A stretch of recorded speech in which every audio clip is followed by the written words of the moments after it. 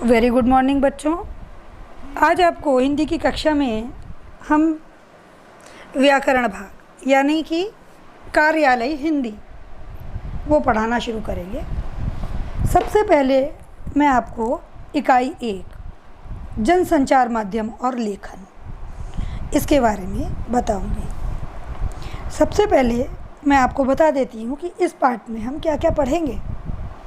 सबसे पहले हम पढ़ाएंगे आपको संचार कि संचार क्या है, इसकी परिभाषा और इसका महत्व। फिर संचार के तत्व बताऊंगी। उन तत्वों में संचार के स्रोत हैं एनकोडिंग, संदेश, माध्यम, प्राप्तकर्ता, फीडबैक और शोर। फिर मैं संचार के प्रकार बताऊंगी आपको। फिर संचार की विशेषताएं, फिर संचार के कार्य, संचार के कार्यों के बाद भारत के जनसंचार माध्यमों का विकास और जनसंचार माध्यमों का प्रभाव।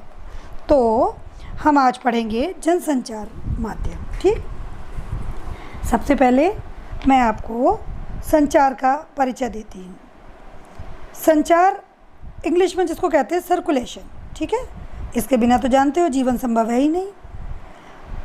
कोई भी चीज़ मानव सभ्यता के विकास में संचार की सबसे महत्वपूर्ण भूमिका रही है। संचार दो या दो से अधिक व्यक्तियों के बीच सूचनाओं, विचारों और भावनाओं का आदान प्रदान है। इस तरह संचार एक प्रक्रिया है जिसमें कई तत्व शामिल हैं। संचार के कई प्रकार हैं जिसमें मौखिक, अमौखिक और अंतर्वैयक्तिक समूह संचार और जनसंचार प्रमुख हैं। जनसंचार कई मामलों में संचार के अन्य रूपों से अलग है। जनसंचार सूचना, शिक्षा और मनोरंजन के अलावा एजेंडा तय करने का काम भी करता है। भारत में जनसंचार के विभिन्न माध्यमों का प्रभाव बढ़ता जा रहा है। जनसंचार माध्यमों का लोगों पर सकारात्मक के साथ साथ नकारात्मक प्रभाव भी पड़ता है। इन नकारात्मक प्रभावों के प्रति लोगों का सचेत होना बहुत ज़रूरी है। अब मैं आपको जनसंचार की परिभाषा और महत्व बताऊंगी। हम अधिकांश समय अपनी छोटी छोटी ज़रूरतों का पूरा करने या अपनी भावनाओं और विचारों को प्रकट करने के लिए एक दूसरे से या समूह में बातचीत या संचार करने में लगा देते हैं। कई बार हम अकेले में खुद से बातें करने लगते हैं। यदि समाज में रहना है और उसके विभिन्न क्रियाकलापों में हिस्सा लेना है तो ये बिना बातचीत किए या संचार के संभव नहीं है। संचार यानी संदेशों का आदान प्रदान।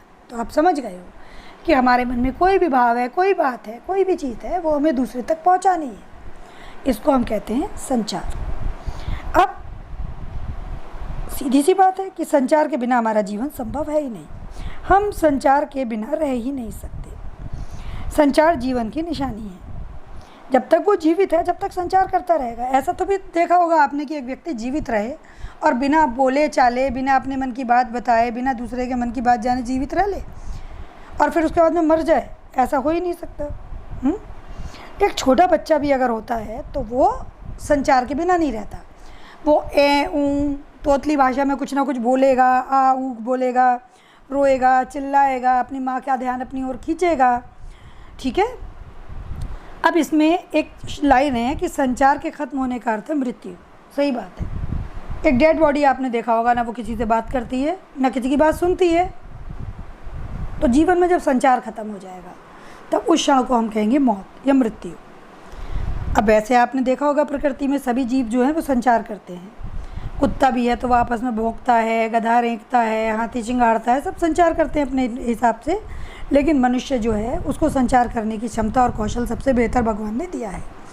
अक्सर ये कहा जाता है कि मनुष्य एक सामाजिक प्राणी है और उसे सामाजिक प्राणी के रूप में विकसित करने में उसकी संचार क्षमता की सबसे बड़ी भूमिका रही है। यानी मनुष्य इसलिए बड़ा है और जीवों से कि वो अपनी भावनाओं को, अपनी बातों को अच्छे से सबके सामने कह सकता है। ठीक, अब क्या है, सभ्यता के विकास की कहानी संचार और उसके साधनों को विकास की कहानी के रूप में है। मनुष्य ने चाहे भाषा का विकास किया हो या लिपि का या फिर छपाई का, इसके पीछे मूल इच्छा संदेशों के आदान प्रदान की ही थी। दरअसल संदेशों के आदान प्रदान में लगने वाले समय और दूरी को पाटने के लिए ही मनुष्य ने संचार के माध्यमों की खोज की। संचार और जनसंचार के विभिन्न माध्यमों जैसे टेलीफोन, इंटरनेट, फैक्स, समाचार पत्र, रेडियो, टेलीविज़न और सिनेमा आदि के जरिए मनुष्य संदेशों के आदान प्रदान में एक दूसरे के बीच की दूरी और समय को लगाकर कम से कम करने की कोशिश कर रहा है। यही कारण है कि आज संचार माध्यमों के विकास के साथ न सिर्फ भौगोलिक दूरियां कम हो रही हैं, बल्कि सांस्कृतिक और मानसिक रूप से भी हम एक दूसरे के करीब आ रहे हैं। शायद यही कारण है कि कुछ लोग मानते हैं कि आज दुनिया एक गांव में बदल गई है। ठीक है, अब आप समझ गए होंगे। जैसे कि आपने देखा था कि जब संचार माध्यम नहीं थे, कल्चर भी एक दूसरे से भिन्न थी। आज आप देखते हो गणेश उत्सव केवल महाराष्ट्र में नहीं मनाया जाता, वो देश के हर प्रांत में मनाया जा रहा है। या गुजरात का गरबा आज हर जगह हो रहा है, यूपी में भी बहुत हो रहा है। इसका कारण यही है कि हम लोग एक दूसरे को ये चीज़ें प्रेषित कर पा रहे हैं, एक दूसरे से हमारा इस चीज़ में आदान प्रदान हो रहा है, इसलिए हम एक दूसरे की संस्कृति से भी वाकिफ हो रहे हैं। ठीक है, जनसंचार के जरिए क्या होता है, हमें मिनटों में ही दूसरे स्थानों की खबरें मिल जाती हैं। अगर वहाँ किसी टेलीविज़न समाचार चैनल का संवाददाता मौजूद है तो हमें वहाँ की तस्वीरें भी तुरंत देखने को मिल जाती हैं। इस तरह आज टेलीविज़न के पर्दे पर हम दुनिया भर के अलग अलग क्षेत्रों में घट रही घटनाओं को सीधे प्रसारण के जरिए ठीक उसी समय देख सकते हैं। हम क्रिकेट मैच देखने स्टेडियम भले ही ना जाएं, लेकिन घर बैठे भी उस मैच का सीधा प्रसारण लाइव देख सकते हैं। ठीक है, अब आज संचार और जनसंचार के माध्यम हमारी दिनचर्या का अंग बन गए हैं। हमारे रोज़मर्रा के जीवन में उनकी बहुत अहम भूमिका हो गई है। उसके बिना आज हम आधुनिक जीवन की कल्पना भी नहीं कर सकते। ये हमारे लिए न सिर्फ सूचना का माध्यम है, बल्कि हमें जागरूक बनाने और हमारा मनोरंजन करने में भी अपनी भूमिका निभा रहे हैं। ठीक, अब बात आती है कि संचार क्या है। तो संचार शब्द की उत्पत्ति चर धातु से हुई है, जिसका अर्थ है चलना या एक स्थान से दूसरे स्थान तक पहुंचना। संचार से हमारा तात्पर्य दो या दो से अधिक व्यक्तियों के बीच सूचनाओं, विचारों, भावनाओं का आदान प्रदान है। मशहूर संचार शास्त्री बिल्बर श्रैम के अनुसार संचार अनुभवों की साझेदारी है। इस प्रकार सूचनाओं, विचारों और भावनाओं को लिखित, मौखिक या दृश्य श्रव्य माध्यमों के जरिए सफलतापूर्वक एक जगह से दूसरी जगह पहुंचाना ही संचार है, और इस प्रक्रिया को अंजाम देने में मदद करने वाले तरीके संचार माध्यम कहलाते हैं। अब आप समझ गए होंगे संचार का माध्यम क्या है। अब मैं आपको संचार के तत्व बताती हूँ। सबसे पहले स्रोत या संचारक। संचार प्रक्रिया की शुरुआत स्रोत या संचारक से होती है। जब स्रोत या संचारक एक उद्देश्य के साथ अपने किसी विचार, संदेश या भावना को किसी और तक पहुंचाता है तो संचार प्रक्रिया की शुरुआत होती है। जैसे हम किताब की ज़रूरत होने पर ही किताब मांगने की सोचते हैं, संचार की प्रक्रिया शुरू हो जाती है। किताब मांगने के लिए हम अपने मित्र से बातचीत करेंगे या उसे लिखकर संदेश भेजेंगे। बातचीत या संदेश भेजने के लिए हम भाषा का सहारा लेते हैं। दूसरा होता है कूटकृत या एनकोडिंग। ये एक बड़ा पार्ट है। ये संचार की प्रक्रिया का दूसरा चरण है। सफल संचार के लिए ज़रूरी है कि आपका मित्र भी उस भाषा को यानी उस कोड से परिचित हो जिसमें आप अपना संदेश भेज रहे हैं। इसके साथ ही संचारक का एनकोडिंग की प्रक्रिया पर पूरा अधिकार होना चाहिए। इसका अर्थ ये हुआ कि सफल संचार के संचारक का भाषा पर पूरा अधिकार होना चाहिए, साथ ही उसे अपने संदेश के मुताबिक बोलना या लिखना भी आना चाहिए।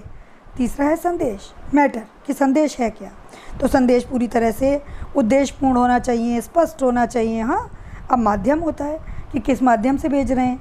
चैनल के जरिए पहुंचाना है, जैसे हमारे बोले हुए शब्द ध्वनि तरंगों के जरिए प्राप्तकर्ता तक पहुंचते हैं फ़ोन वगैरह पर, जबकि दृश्य संकेत प्रकाश तरंगों के जरिए पहुंचते हैं। इसी तरह वायु तरंगों के जरिए भी संदेश पहुंचते हैं, जैसे खाने की खुशबू हम तक वायु तरंगों के जरिए पहुंचती है। ये माध्यम कहलाता है। अब पांचवा इसका आता है प्राप्तकर्ता या रिसीवर, जो इस संदेश को प्राप्त कर रहा है। ठीक है, जो हमारी इस एनकोडिंग को अपनी भाषा में ट्रांसफ़र कर रहा है, वो डिकोडिंग कहलाती है। इसके रिसीवर है वो। अब फीडबैक। संचार प्रक्रिया में प्राप्तकर्ता की इस प्रतिक्रिया को फीडबैक कहते हैं। संचार प्रक्रिया की सफलता में फीडबैक की अहम भूमिका होती है। फीडबैक से ही पता चलता है कि संचार प्रक्रिया में कहीं कोई बाधा तो नहीं आ रही।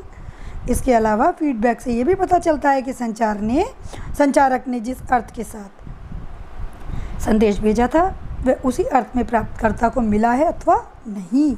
इस फीडबैक के अनुसार ही संचारक अपने संदेश में सुधार करता है और इस तरह संचार की प्रक्रिया आगे बढ़ती है। शोर।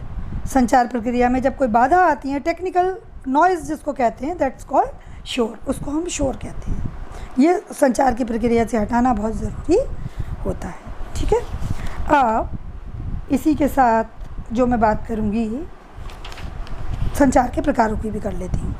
एक सांकेतिक संचार है, जब हम किसी व्यक्ति को संकेत या इशारे से बुलाते हैं।